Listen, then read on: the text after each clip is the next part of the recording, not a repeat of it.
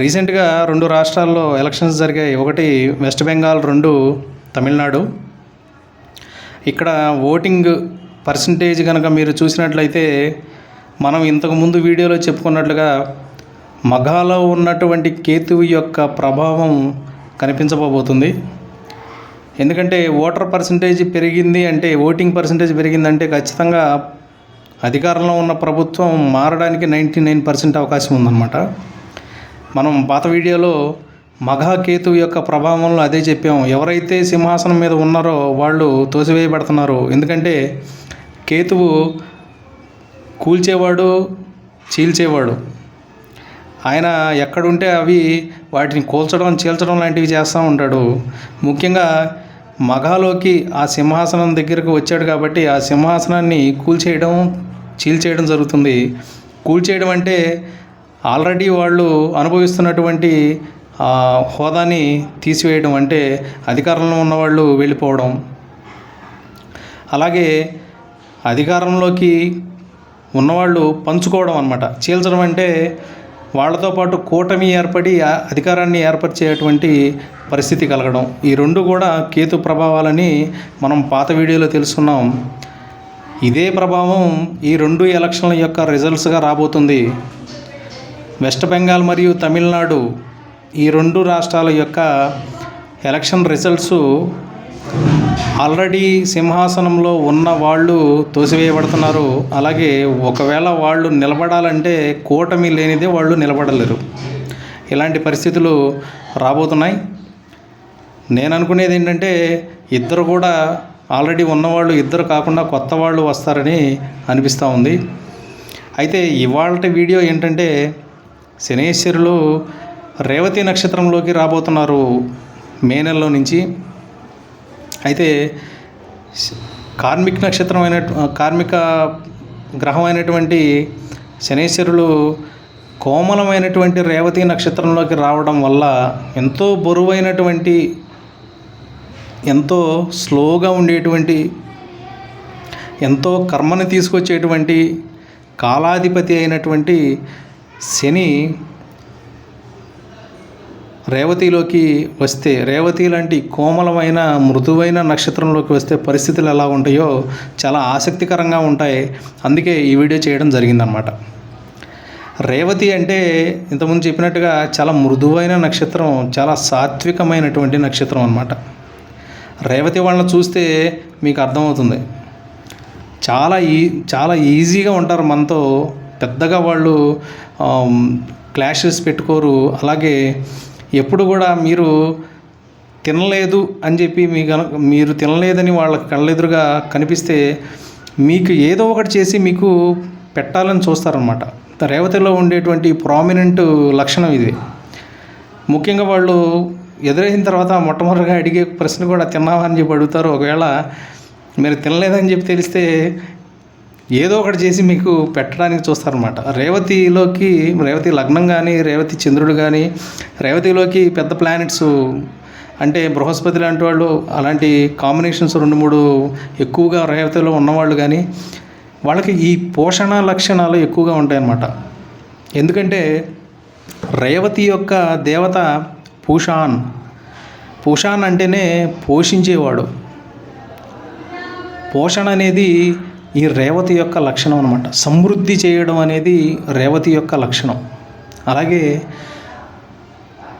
కాబట్టి ఆ రేవతి లాంటి సమృద్ధి కోరుకునేటువంటి నక్షత్రంలోకి, సమృద్ధిని ఇచ్చేటువంటి నక్షత్రంలోకి మందగమనం కలిగినటువంటి బరువైన శనీశ్వరులు అక్కడికి వస్తున్నారు.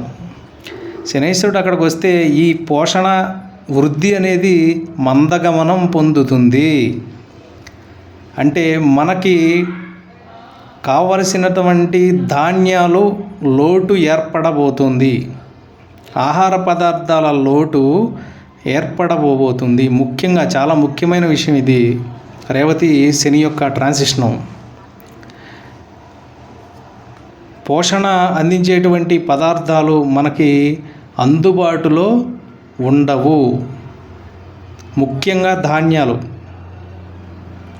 ఎందుకంటే పంటలు తక్కువ పండడం వల్ల ఈ ధాన్యాలు తగ్గడం అనేది జరగవచ్చు. ఎందుకంటే ఖచ్చితంగా కరెక్ట్గా మనకి శనీశ్వరుడు రేవతిలోకి వచ్చినప్పుడు సూర్యుడు కూడా వృషభంలోకి వెళ్ళిపోతాడనమాట. ఆ సూర్యుడు ఉన్న దగ్గర కేతు ప్రభావం ఉంటుంది కాబట్టి వృషభం అంటేనే పోషణాభావం, అక్కడ కేతు ప్రభావం కనపడుతూ ఉంటుంది. అలాగే సమృద్ధి అంటే నిల్వధనం యొక్క లోటు ఎక్కువగా ఏర్పడుతుంది. ఆర్థికంగా చాలా క్లిష్టమైనటువంటి పరిస్థితి ఏర్పడుతుంది. సడన్గా ఏదో మార్పులు జరిగి ఏదో అంటే ఉన్నటువంటి పరిస్థితులు తారుమారయ్యి ధనము కోల్పోవడం, అంటే మన దేశానికి కూడా పరిస్థితి ఉన్నటువంటి పరిస్థితులు కొత్త రకం పరిస్థితులు ఏర్పడి ఏమవుతుందంటే ఆర్థికమైనటువంటి ఇబ్బంది కలగడం, పోషణ సంబంధమైనటువంటి ఇబ్బంది కలగడం జరుగుతుంది. దానికి ఎగ్జాంపుల్ ఏంటంటే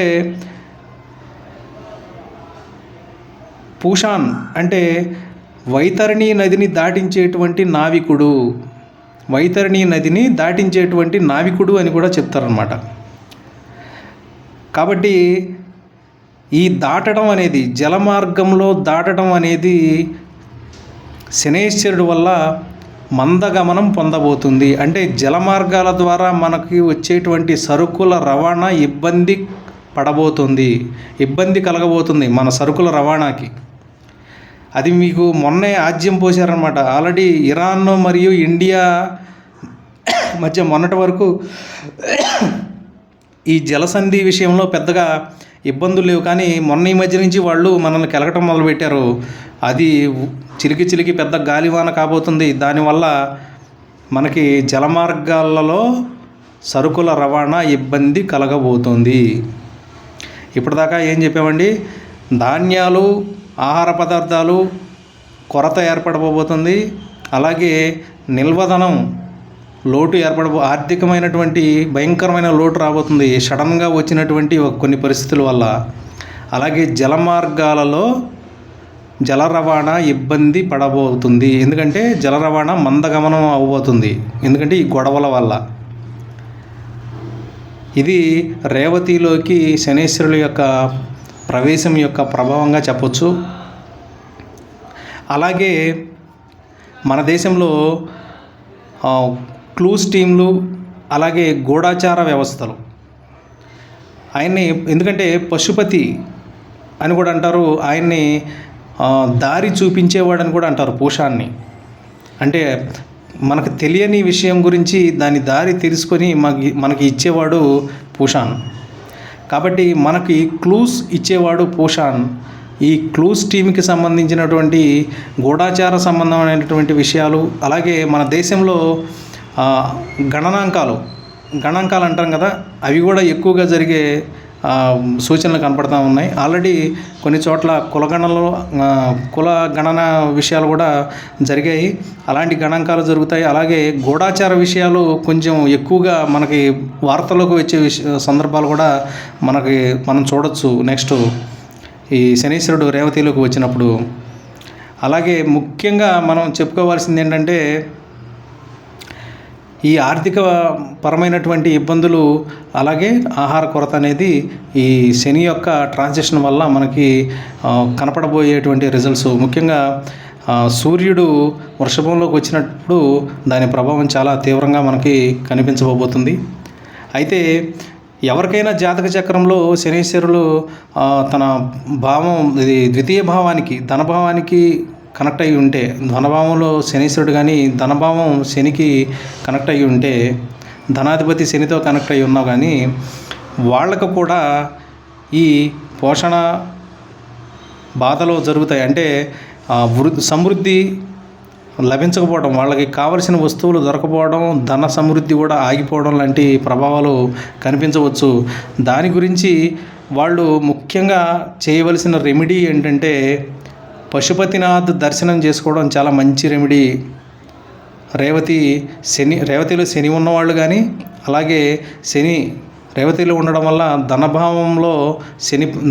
ధనభావం శని ప్రభావంలో ఉన్నవాళ్ళు కానీ కుదిరితే నేపాల్ వెళ్ళి పశుపతినాథ్ని దర్శనం చేసుకోండి. అలాగే పాశుపత స్వామి యొక్క శ్లోకాలు కానీ, స్తోత్రం కానీ, మంత్రం కానీ ఆ గురువుల దగ్గర తీసుకొని చేసుకోండి.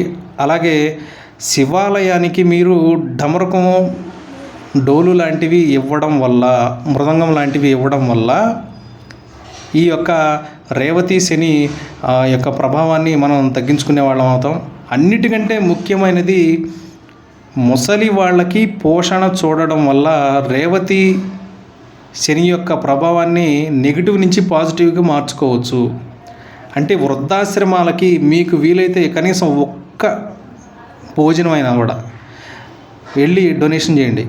లేదా హాస్పిటల్స్ ఉంటాయి కదా, హాస్పిటల్స్ దగ్గరకు వెళ్ళి మీ దగ్గర ఉన్న 100 రూపాయలైనా 100 రూపాయలతో ఒక పార్సిల్ అయినా తీసుకెళ్ళి ఎవరో ఒకళ్ళకి ముసలాళ్ళకి ఇచ్చిరండి.